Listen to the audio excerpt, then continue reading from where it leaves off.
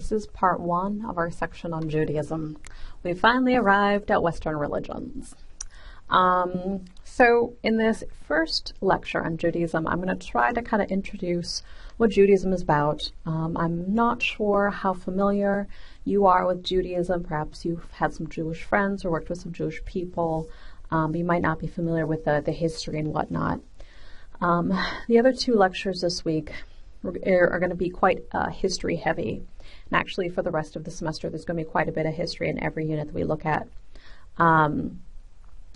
But next week we'll take a closer look at the practices, and next week we'll also have a chance to see a couple of videos from a couple of friends I have who were kind enough to spend some time talking about what Judaism means to them. They're both practitioners of Judaism, so we're going to talk about what it means to them and how it plays out in their lives. But today we're gonna start with some basics. Okay, this quote here from the Torah that says, "I am the Lord your God, who brought you out of the land of Egypt, the house of bondage. You shall have no other gods besides me." It's from Exodus chapter 20, verses 2 through 3. You may or may not be familiar with this particular verse of the Torah, which is the Jewish scriptures. Christians consider to be the Old Testament within the Christian Bible. But this is actually the first of the 10 commandments, right? So moving into Western religions, we find the religions of the West tend to be a little bit more rule heavy, right? Judaism in particular is very interested in creating a just society on earth, creating justice on earth. And that means having rules and having laws for people to abide. That way, it's not unlike Confucianism in that sense, right? Confucianism was interested in creating a just society. Taoism wasn't. Taoism isn't. So you don't see in Taoism any laws or rules for the ways to act, obviously. But in Judaism, this is very important. So the first of the 10 commandments, you shall have no other gods besides me. So Judaism was probably the first of the truly monotheistic religions. Zoroastrianism was a precursor. One was in a lot of ways monotheistic, but in Zoroastrianism you have, besides Ahura Mazda, you have Angra Mainyu, who is the wise Lord's twin and is his equal in many ways. Judaism, God has no equal. Right? There is a Satan figure in Judaism, but if you actually look at the Torah, he only shows up 3 or 4 times, and he has nowhere near the same power and wisdom or understanding that God does. In many ways, a lot of Jews believe that if there is such a figure as Satan, then he must be part of God's creation and part of God's plan, and is less of a manifestation of evil. The Jews don't really believe that there's any spiritual manifestation of evil like Christianity or Islam or Zoroastrianism do. Rather, they see Satan as an obstacle creator, if they consider him at all. Really, the figure of Satan doesn't really play much of a role in Judaism. So there's no one who compares to God in Judaism. This particular reference to taking you out of the land of Egypt, right, is a reference to the Exodus, when Moses rescued God's people from Egypt to bring them to the land of Israel, where they could settle and find peace. We'll talk a little bit more about that today, but also in the next lecture too. So we're going to talk about Judaism's beliefs and characteristics today. We're going to talk a little bit about Abraham, who's the father of Judaism, also the father of Christianity and Islam. We're going to talk a little bit about the history of the Jewish people, very briefly. So Judaism really is quite unique, right? We've looked at Eastern religions now. We've seen the way Eastern religion works. We've looked at Zoroastrianism. We've looked at a lot of different religions, and we can say that based upon what we've seen in other parts of the world, Judaism is a very special religion. One of the earliest monotheistic religions. It depends very much on a sense of history right? For Jews, the Torah is a historical narrative. It is a story of their own people, of their ethnicity, of their background. Jews consider themselves to be descendants. They're descendants from the first Israelites, from the Hebrews who were in bondage in Egypt. This is all part of their story, and there's a lot of power in that. There is an ethnic identity associated with Judaism, right? To be Jewish is to participate in the history of the Hebrew people who had the land of Israel. We saw this, we've seen this in Shinto and in Hinduism, in Taoism, and a couple other religions where ethnicity is oftentimes very much linked to religion. And it's this way in Judaism as well. They're a people. And all of their holidays then connect the Jewish people to their ancestors and to their history, right? This is their story. And in most of the other religions we've studied, myth isn't so much a historical narrative. There's truth in myth, and there is stories there. The stories of the Buddha, that's a historical narrative for the Buddhists. Mahavira, that's a historical narrative for the Jainists, for the Jains. But this takes it in a very interesting direction because, as I mentioned, it's not just a history; it's a lineage, right? It's a lineage of their own people. And the other interesting thing about that is that since Jews believe that eventually this world will end and everyone will be resurrected, similar to the kind of Christian idea of the end of the world, not exactly like it though. Jews believe that the end of the world will come.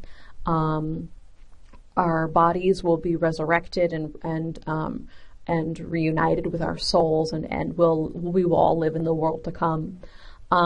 So, in as much as that has not happened yet, that historical narrative, which begins in the Torah, continues. It's a story that's still ongoing, and we see this in the Christian Bible as well, right? The story continues, and members of the religion participate in that story. And so here's a picture of the Torah here in scroll form, as it would be used in a synagogue where Jews get together and practice and worship. The scriptures has an extra added meaning and significance to its members. It's sacred. It was given to them by God, and it contains their history. So what are some of the Jewish beliefs? Well, Jews believe in one God, God the creator of everything, right? Nothing came into being without God. God is infinite, God is omniscient and omnipotent, which is to say God knows all, and God is all powerful. God is eternal, incorporeal, which means God does not have a body, right? God is not a man or a woman, technically. Modern Jews believe that God goes beyond gender. And according to the Bible, when the prophet Moses speaks to God and asks, "Who are you?" God's response is, "I am what I am." Right?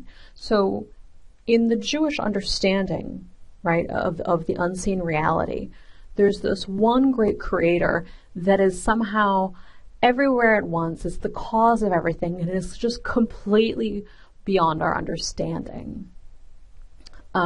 It's important to note that this one about incorporeal, within the Christian tradition, there was a tradition for a time that suggested that God might be probably within the Jewish tradition as well. I shouldn't speak out of turn. I'm not positive. It might have been in the Jewish tradition as well. This idea that God was masculine. And in the Bible, in the story of creation, it says that God created man and woman in his image. The way Jews interpret that is that God didn't so much create our bodies in his image, because God doesn't have a body. Rather, God created man and woman mentally and spiritually and emotionally in his image. So Jews believe that we reflect the way we act, having souls, having emotions, having empathy, having, our understanding of everything that reflects what God is and the way and the characteristics of God. As I mentioned, Jews do believe in an afterlife, a heaven. They don't, but they're kind of vague on this. And this is kind of surprising to a lot of people who come from the Christian tradition. In Christianity and Islam, there is an idea that there's heaven and then there's hell, and that you're judged based upon your actions. In Judaism, it's not really clear. There is no hell in Judaism. There is a heaven or an afterlife, but different people interpret it in different ways. Right? It's really not a strong. It's really not of great importance to Judaism.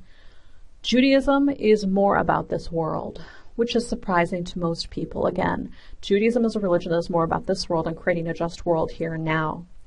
And Jews trust that in the afterlife they'll be taken care of according to God's will. And as I mentioned, they do believe that eventually this world that we're part of will come to an end, and there will be a world to come, right? Where everyone's bodies will be resurrected, where people will be, there is a mention in the Torah that people who have done good deeds and been good people will be reunited with their loved ones. But again, not a lot of details. We don't know a lot about that. Scripture, as I mentioned, is of great importance within Judaism. Scripture was given to mankind from God. It is the Torah is a recording of the story of mankind. It is also contains a good number of prophecies passed down to great prophets, messages directly from God for humanity, all written down right there for you. So Scripture is of great importance within Judaism. I mentioned history already. So how do Jews understand their relationship to God, right? Because in every religion we've looked at, looking back now, you're little experts of Eastern religion now, and soon you'll be experts of Western religion as well. Right? Every religion we look at, there's a sense of, okay, this is what God is, or this is what the gods are, this is what the soul is or isn't. So what does that mean for us? What do we do? What God means for Jews is that the Jews are God's chosen people, right? God, within the Torah, God has always been concerned with the sins and wicked doings of people. People are cruel to each other, they take advantage of each other, they lie, they worship false gods, they do horrible things. And so God chooses a small group of people to work with to try and build a just society can spread to the world, right? This is why the Israelites or the Hebrews became known as the chosen people. They were chosen by God. And this is a really interesting thing, right? Every religion will somehow blur the lines between the sacred and the profane. The sacred and the profane. Okay, let me take a step back for a second.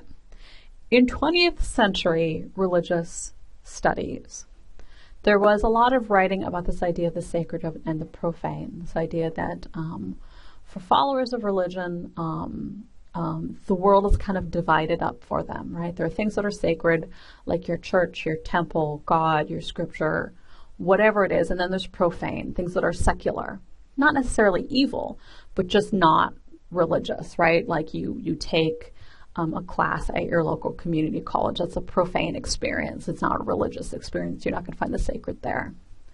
But the truth of the matter is, from my point of view at least, most religions do have, while they have a sense of the sacred and the profane, they also manage to blur those lines pretty well, right? In Hinduism, for example, we saw that you can show devotion to the gods in all sorts of different ways that might not seem religious or sacred. You know, you can You can show devotion by being a good husband, or by doing your studies, or through a number of other things. In Buddhism, they blur the lines by practicing mindfulness in everyday activities, like brushing your teeth. You can brush your teeth mindfully, and all of a sudden this profane, this normal, everyday experience becomes a sacred thing. Taoism, Shinto, Jainism, if you look at each of them, they have ways of blurring the lines between the sacred and the profane. And in Judaism, it's this idea of making a just world, making a society that is at once secular, but also is kind of fueled by this religious belief in justice. Justice, which we might think of as being a legal term or a profane term, for Jews, justice is a sacred term. Right? It's taught to them. It was taught to them by God. And how was it taught to them? In the form of prophecy, right? God went to a number of different people in the ancient world and taught them how to build society, gave them messages. So prophecy is extremely important within the Jewish tradition.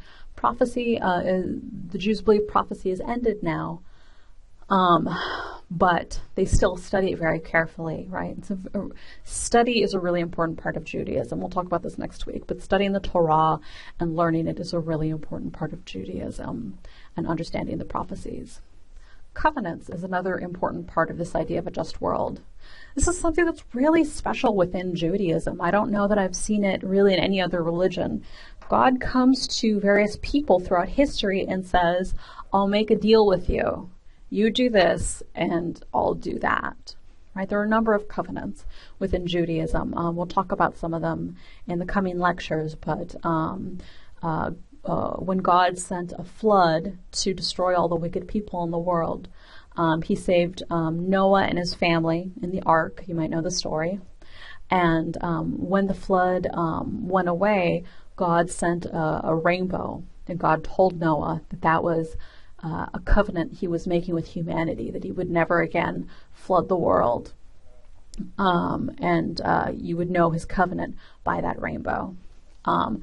We'll talk about the covenant he made with Abraham in a little bit. All of these covenants, and it creates this really interesting idea within Judaism that God recognizes this sort of this relationship, this give and take relationship that human beings need to have with divine. And you see it in Hinduism, other religions as well. You know, people give offerings, right? It's a little mini covenant in a way. I'll give you this. Would you please bless me? The difference is in Judaism, God comes to people and says, look, I will bless you if you do this, if you follow my ways, if you are a good person, I will take care of you. We'll see there are many laws within Judaism. Within the Torah, they deal with everything from legal issues, suing other people, purification rules about how to treat other people kindly, and most of them come back to, showing respect towards other people and making sure that that people don't take advantage of each other.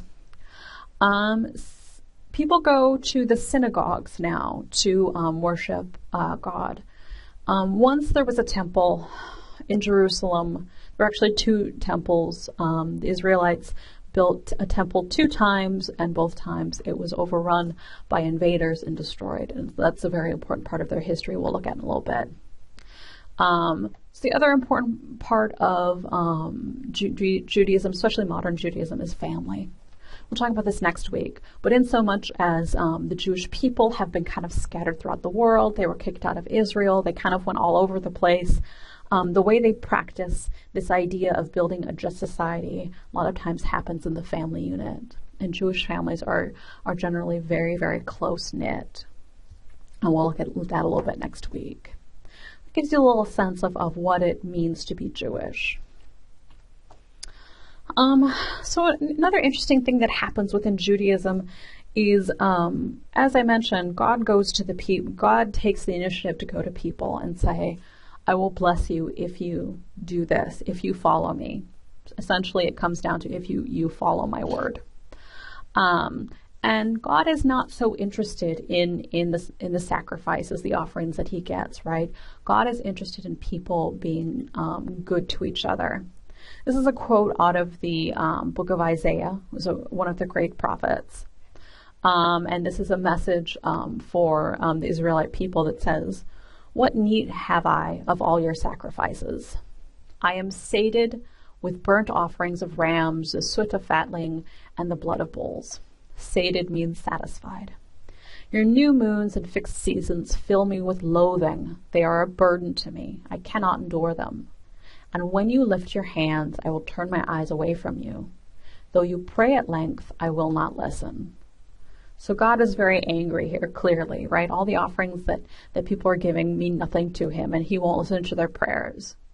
So why is God unhappy? It goes on, it says, "Your hands are stained with crime.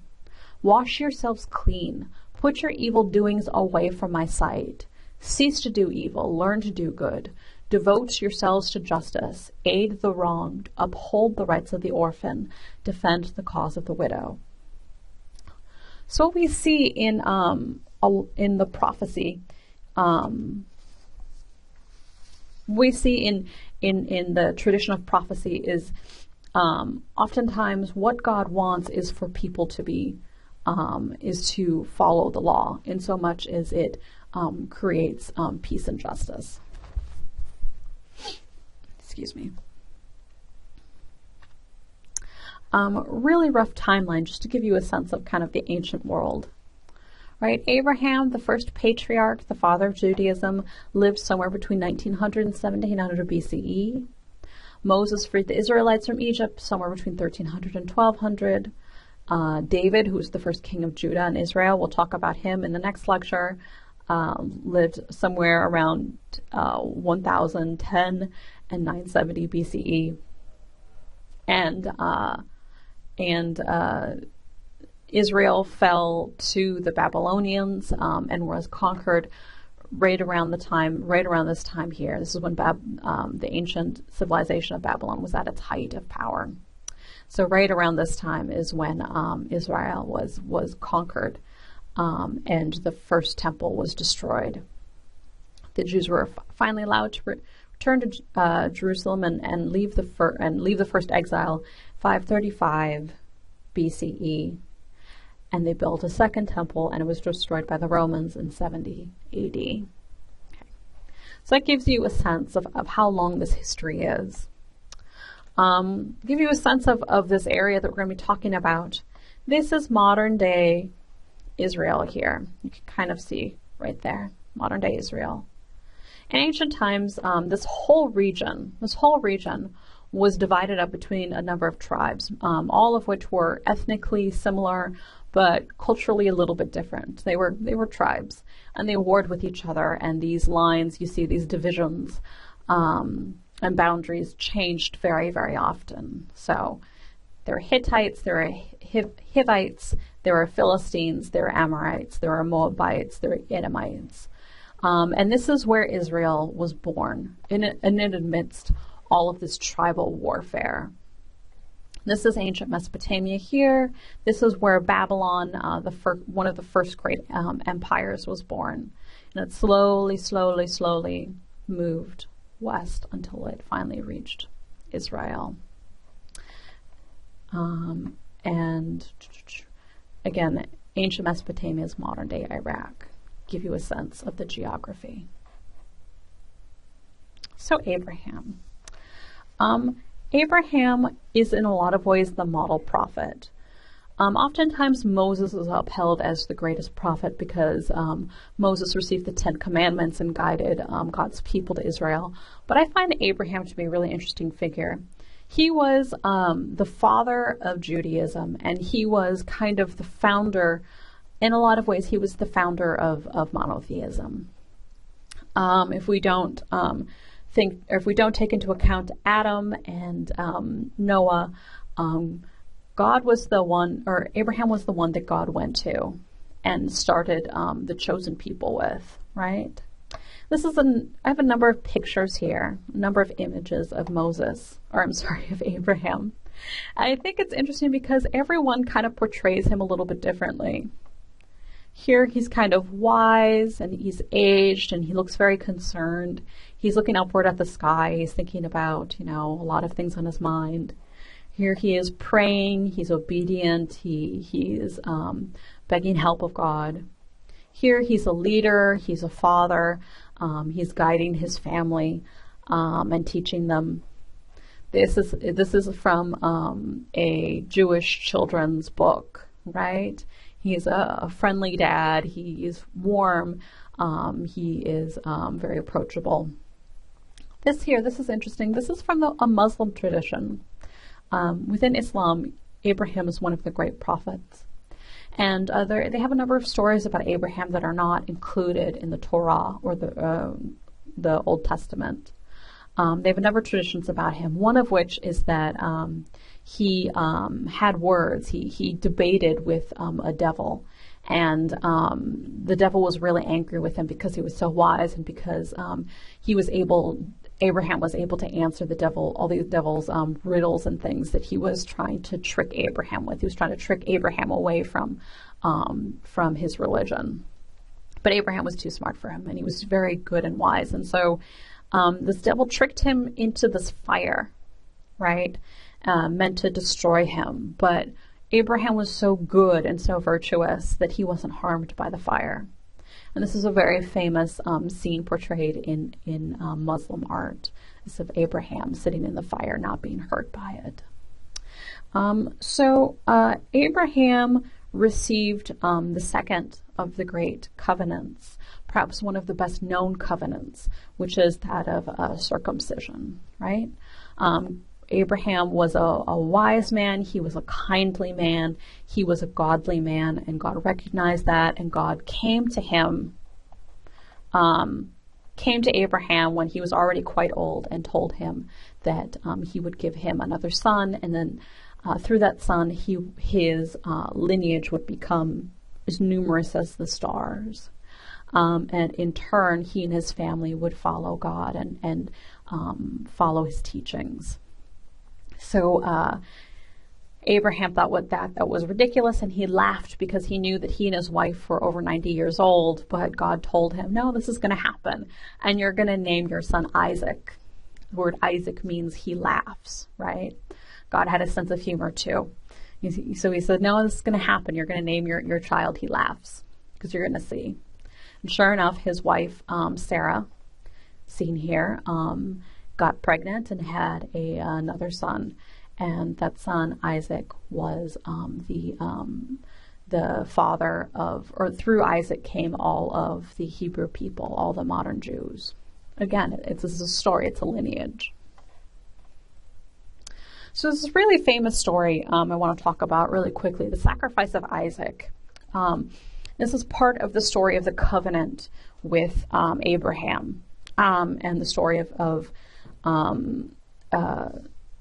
the story of the Jewish people. So it came to be when Isaac was a young man, God came to Abraham and said, you need to sacrifice your son to me.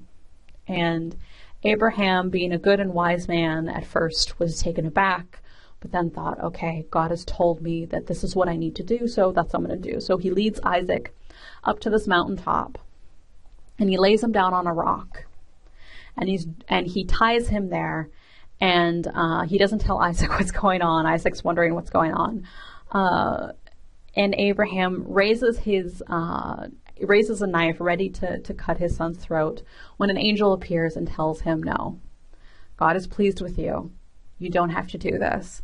And because you've shown that you will follow God's word, God will make a further covenant with you and with your son. And the sign of the covenant will be that all of your sons and all of your sons' sons will circumcise their children. And this will be the sign that you are the chosen people, that you've been deemed worthy of this covenant. So the whole thing was a test. The whole thing was a test of Abraham's virtue. So Abraham unties his son. He finds a ram wandering the mountains, and they sacrifice the ram and ever after, rams are sacrificed for offerings for God. So this is really kind of a gruesome story, and it's hard to kind of soften the edges of this story. I love this image here. Clearly, this was made for a children's book, trying to make this story less grisly for children, I guess, and I think it makes it just a little bit more disturbing, especially the ram is watching. He's so upset. It's really unusual, right? And for many centuries, people have tried to interpret this story. Why did God do this? What was God trying to prove by telling Abraham to sacrifice his own son? Well, interestingly enough, the three Abrahamic religions, as they're known, Judaism, Christianity, and Islam, each have a slightly different interpretation of the story. Christians believe that God was testing Abraham's faith, because faith is of utmost importance to Christians, right? You have to have faith in order to be saved. Muslims, we'll get back to Muslims in a second, but Muslims believe God was testing Abraham's submission, because submission to God's will is of utmost importance within Islam. Jews believe, though, that God was testing Abraham's loyalty, right? Loyalty is a really important virtue within Judaism, especially after the diaspora and after the Jews were kicked out of Israel and were spread across the world. Loyalty to God and loyalty to one's family, one's community kind of helped save their tradition and save their lives even. So that is how people interpret it. Now, what's interesting about the Muslim tradition is that in the Muslim tradition, Abraham's first son, Ishmael, who isn't mentioned as much in Jewish and Christian tradition, Ishmael is the one who is to be sacrificed. And Ishmael is the father of all the Muslims, right? Abraham is the father of Muslims through his son Ishmael. And Abraham is the father of Christians and Jews through Isaac. So the story in the Muslim tradition, in the Quran, is that Abraham tells Ishmael, God told me that I have to sacrifice you. And Ishmael, far from being upset, says, well, that's what we have to do then, let's go. And Ishmael is the one who convinces his father that this is something that they have to do. Ishmael has no qualms whatsoever. So he lies down on the stone willingly, and the same thing happens. An angel appears and tells them that they don't have to do that. So it's interesting, a minor difference, but I thought that was very interesting. So God's covenant with Abraham is the best known one. The Jews will circumcise their sons, and that God will then protect Abraham's descendants. But there are many others. The one with Noah, there is the accepting of the laws by Moses, when Moses accepted the 10 Commandments and other laws for the Israelites or for the Hebrews. They were forming a covenant. That's why they made an ark. They made a big chest to put those tablets in that Moses wrote the 10 Commandments and other things on. And that's why they call it the Ark of the Covenant. God had a covenant with David, that if King David was a good king of Israel, then one of David's descendants would, it's interpreted in different ways, but one of David's descendants would be the Messiah, right? We see that played out in the Christian myth. Though modern-day Jews still believe that the Messiah will come, and that the Messiah will be a descendant of David because it's part of the covenant. Quickly, the Hebrew Bible, it's called the Tanakh, also called the Torah. Christians think of it as the Old Testament. I've had people ask me about this before, how it's divided up. What is the division, especially since most people are used to the Christian Bible.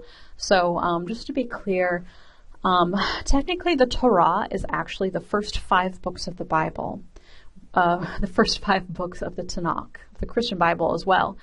They're called the 5 books of Moses because it's believed that Genesis, which has the history, Genesis and Exodus and Leviticus, which have the history of the world up through Moses, were written down by Moses. Leviticus, Numbers, Deuteronomy, which are books of law, of legal codes, and purification rules and things like that, those were also written down by Moses. Then there's the Nevi'im, a number of prophets who both give prophecy, like Isaiah, Jeremiah, Ezekiel are prophecy. Samuel and Kings are the stories of Israel, of King David and his descendants up until the exile of Babylon. Then there's another 12 prophets, each of which again are trying to get humanity, to get Jews and human beings as a whole to act more kindly towards each other and follow God's law. Then there are a number of other writings. There are the books of truths, like Psalms, which are songs, Proverbs, and Job, which is a story of a good, godly man who was not tempted away from doing good, even though he suffered a lot of misfortune. There are a couple other stories like Ruth and Esther, who were good Jewish women, who were also great examples of how to act in amidst troubles and tribulation. Lamentations, Ecclesiastes, and Song of Songs are more philosophical treatises than anything. And then there's Daniel, Ezra, Nehemiah, and Chronicles, which are a combination of stories and prophecy. So the basic themes that you see in the Torah, because even though the Torah is technically only the first 5 books, Jews call the whole thing the Torah or the Tanakh. The themes we find within the Torah, there's stories and history. There's a lot of genealogy, right? The lineage is very important because it's the Jewish people's lineage. Laws, which will lead to a just society, and prophecy, as God communicates directly with people. So that's a lot. There's a famous quote from a rabbi who lived about 2,000 years ago, Hillel the Elder. His writings are still studied today. And he summed up the Torah like this: "What is hateful to you, do not do to your neighbor." That is the entire Torah. The rest is commentary. Go and learn it, right? So what's most important to take from all of this is just teaching people how to be good. So I want to talk just a little bit about identity. We're going to talk more about this next week. The concept of Jewish identity is very complicated. Judaism is a religion. It's also an ethnicity. It's also this idea of being the chosen people. It is a political identity, especially in modern times with the modern state of Israel. All Jews, you might not know this, but anyone who is Jewish can fill out paperwork and become an official citizen of Israel. It is their birthright to be a citizen of the land that was given to them, right? When Moses took the enslaved Hebrews out of Egypt, this was after Abraham, this is after Isaac, long time later, Moses, through God's commands, brought the people to Israel, and that land was given to them by God. And that's always been an important part of their identity.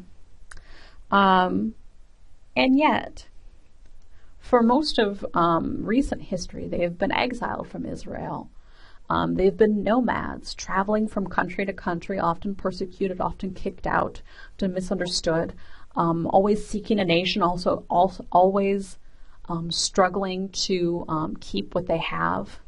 And that's had a great psychological and sociological effect on how Jews consider themselves, you know. As I mentioned, Jewish people, they're very adaptable, but they're also extremely loyal to the Jewish community and to their families. They've had to be. And yet they've learned how to be flexible within whatever nation they've dwelled. A good example is that in ancient Rome, by law, anyone who was living in a Roman city was required to give sacrifices to the god of that city. Because back in ancient Rome and ancient Greece, every city was protected by a particular god of that city. Jewish exiles who were coming out of Israel couldn't do that, though, because they could only worship God, because there was only one God, right? So they were persecuted for a time over this. Later on, the Christians had the same problem. But the Jews worked to kind of negotiate an understanding with their Roman governors and Roman leaders. And what they came up with was that they would give sacrifices to their God for that city specifically. And it was enough. It was an okay compromise with the Roman leaders. The Roman leaders didn't understand it back at that time, to deny the existence of the gods, to say, this god, the god of your city, Athena or Jupiter, doesn't exist, was atheism. That's literally what atheism meant back in ancient times, was to deny the existence of the gods. And so Jews were atheists by those standards. But they learned to work with it, right? They learned to be adaptable while still remaining very faithful to their one God. And this idea of ethnic religion and exile, we're going to come back to this a number of times. All the religions we've looked at so far have been tied to a specific ethnic group and location, right? Except for Buddhism, maybe Jainism. Most Jains tend to be Indian, though. That's the way most religions develop. They develop as a part of a culture, of an ethnicity. They're part of an ethnic identity. You are Roman and you worship Roman gods, or you are Japanese and you practice Shinto. It was no different with Judaism. The problem is that they lost their center. They lost their land. And they lost their temple. When the Hebrews arrived in Israel, God had them build a temple there in Jerusalem, and that was to be the only temple, right? That was the God's command. He told them how to build the temple, and there could be no other temple. And that temple was where they gave their burnt sacrifices, where they burnt meat and other foods as sacrifices. But when they lost Israel, and when the temple was destroyed, they lost their ability to worship. Think about that. The way you worship is by going to the temple. And even if you don't live in Jerusalem, once a year, you would go to Jerusalem and you would give offerings. So what do you do then? How does a religion survive? How does a religion like that survive? Well, it's kind of in its interpretation of itself. The Jews kind of learned to think of themselves as in exile. They were Jews in exile. That's part of how they thought of themselves for a long time. These are both images of the Babylonian exile. If you go to any major museum, you're going to find themes of the Jewish exile in paintings. It was a very dramatic story. The Babylonians invaded, and they just kicked them right out. And according to the Torah, the Israelite people sat on the other side of the River Jordan, and they looked at their city, Jerusalem. They sat on the side of the river and wept. Right? If you've ever heard of that before, on the River Jordan, I sat down and wept. That's from this story when they were kicked out of Jerusalem. Eventually, they went back, rebuilt the temple, and as I mentioned, then the Romans destroyed it. The history of the Jews living under Roman rule was full of protests and revolts. It was very violent, and finally the Romans had had enough and decided they were just going to put down this provincial little province and put them in line, and they did it in the most violent way possible. This is an important part of understanding Jewish history. Now, you've probably seen pictures of the Wailing Wall before. This is in Jerusalem, modern-day Jerusalem. You'll often see Jews here praying at this wall. This is the last piece of the Second Temple that remains, right? So when the Jews destroyed the temple, all that remained was the Western Wall. And to this day, this is the most sacred site in the Jewish world. And people go on pilgrimages there to pray there. and they pray for the restoration of Israel. They pray for peace. They pray for the world to come. And people will also write down prayers on pieces of paper for themselves and stick them in cracks in the wall. So the diaspora, you've probably heard of the diaspora before. It is a term used to describe how the Jews were dispersed, how they got spread out after the exiles. This is a map of the Babylonian diaspora, which took place around 600 BCE, so it's about 2,600 years ago. So when they were originally kicked out of Jerusalem, most Jews traveled further into Babylon. Though some traveled down to Egypt, some ended up in closer to Greece. And eventually they were allowed back in again. Now it's important to note that first, Israel had been divided into Israel and Judah by this point, right? There had been political problems. The nation of Israel had been divided into to Judah and Israel. Judah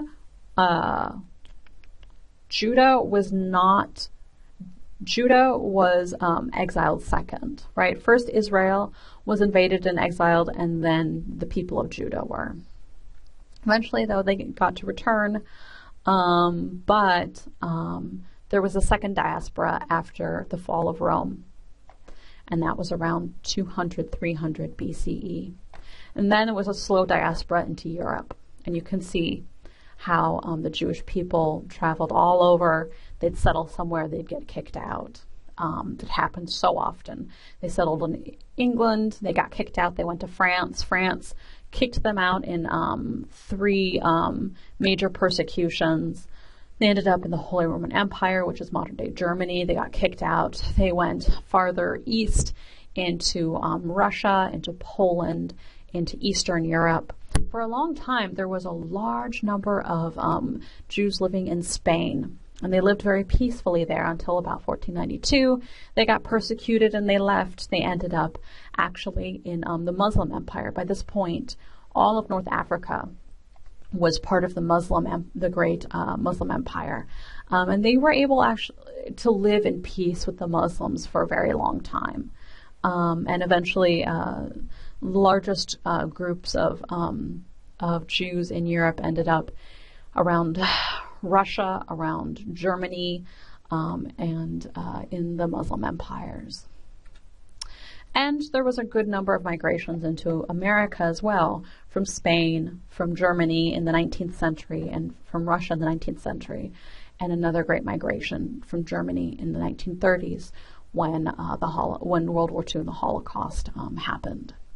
So the fact that Judaism survived all of this is really miraculous. Like, I can't emphasize that enough. I don't know of any other religion that could have survived all of that without just saying, we give up, we're going to assimilate, we're going to give up our religion and try and live in peace in this country. But they didn't. They stuck together. They stayed faithful to their tradition. And they've survived 2,000 years, and they had to make a lot of changes, adaptations to the religion. We'll talk more about that next week in forms of the synagogue, the importance of the Torah, importance of family. But really, they've stayed very faithful to their tradition all this time. So that's kind of an introduction to Judaism. In the next lectures, we'll start going into a little bit more detail. So my question for you, just in the discussion, it's a simple question. What did you learn from this lecture, right? It's of importance to me personally because, as I mentioned, I don't always know how much my students know about Judaism coming into this unit. And it's helpful for me to find out what you learned from this lecture, what further questions you have, so I can make it better in the future. So that's the only discussion question, okay? Email me if you have any questions about any of this.